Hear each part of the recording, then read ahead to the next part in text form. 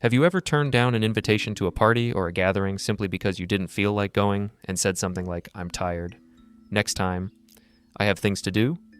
And inside, you felt a hint of guilt, because the world around you keeps saying, life is movement, noise, company. And if you choose home, something must be wrong with you. Today I want to offer you a different perspective. Maybe you're not hiding from life. Maybe you're just living it at your own frequency. And there's nothing wrong with that. Subscribe and let's explore.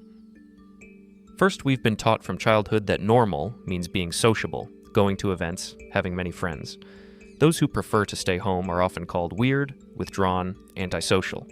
But who made these rules? Why is extroversion considered the ideal while the need for silence is seen as a flaw? People who love home often come to an important realization. They don't have to meet others' expectations. They choose their own rhythm, their own energy, their own understanding of comfort. This isn't selfishness, it's maturity, the ability to separate your true desires from imposed ones, and it takes strength, because the world keeps judging.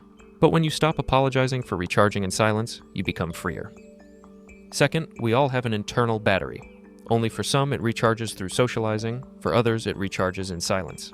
Extroverts gain energy from new faces, loud conversations, changing environments.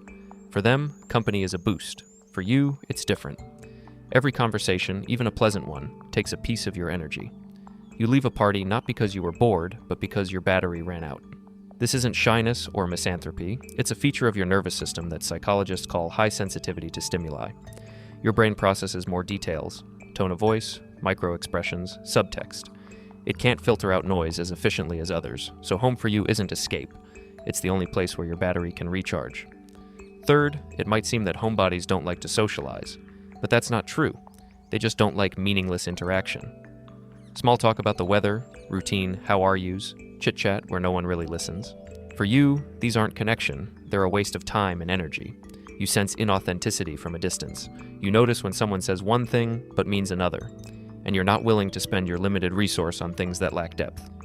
You'd rather have one person with whom you can talk for hours about what truly matters than 10 acquaintances you have to make small talk with.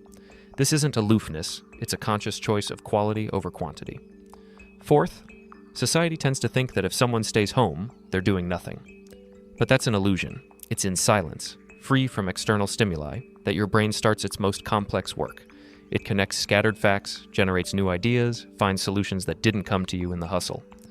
Neuroscientists call this the default mode network, a time when the brain isn't resting, but creating. Your best insights come not in a crowd, but in the shower, on a walk, in a drowsy state. Home becomes not a cage, but a workshop. Texts get written, projects are born, plans take shape. Many creative people, artists, writers, inventors, were homebodies.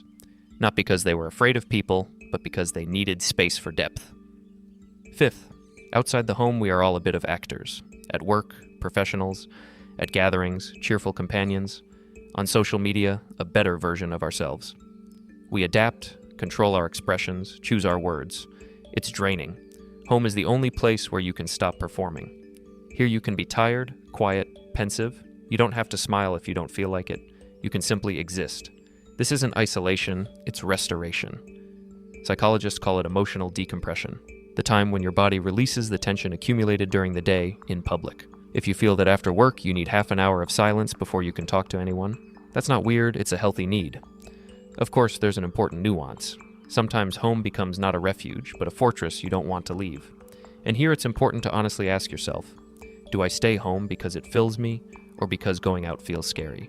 Because I choose silence, or because I'm afraid to be seen? If home gives you strength, that's wonderful. If it has become the only safe place and everything else triggers anxiety, it might be worth looking at this with self-compassion. Not to force yourself to go out, but to understand that your need for safety shouldn't cut you off from life. In the end, you are not wrong if you prefer your couch to a noisy party. You are not boring if you choose a book over a crowd. You are not missing out on life. You're simply living it at your own pace. Your ability to enjoy silence, notice details, feel deeply, and think. That's not a flaw, it's your resource. It's what makes you an interesting companion to the few who truly matter. By the way, if this topic resonated with you, you'll likely recognize yourself in our previous video about the 10 habits that reveal high intelligence. Because intelligent people also often value silence and depth. Watch it if you haven't yet. I'll wrap up here. Subscribe to keep exploring the psychology of yourself and others.